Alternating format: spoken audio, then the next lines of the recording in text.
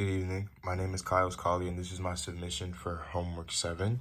That has me creating a 4-bit shift register, a 4-bit counter, as well as a finite state machine. So for my code, for my counter, start off there. I have my clock and my reset as my 2 inputs,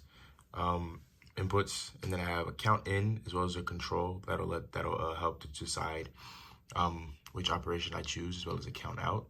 And I explain that here, whether I want to increment by 2, decrement by 2, or load in an operation for my count. And my register is pretty similar, except I have data in instead of count in. And then for here, I have a rotate right, a rotate left, as well as the load operation for this. Now, my state machine, this is where I kind of bring everything in to know which state it's in. So for this one, which is using my control, when it's 0, 0, it's in state 1, and 0, 0 correlates to the clear. And as well as the control, when it's 0, 0, 1, I'm moving to state 2. But it's also letting them know that I'm using something from the counter, which is my incrementing by 2. It's a pretty similar setup to the same way with the register, where when the counter is defined by 1, 0, 0, which is 4, I'm in state 4 and I'm using the operation to rotate right.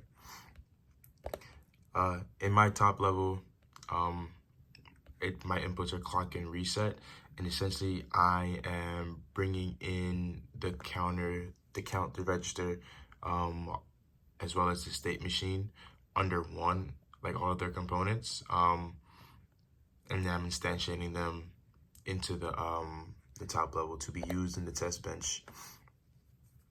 That will then go out after waiting for 50 picoseconds for the clock to be off, and then for the clock to have an event. And then I go into defining which ones I want my input to be, and then using defining what I want my count to show, basically choosing the operation.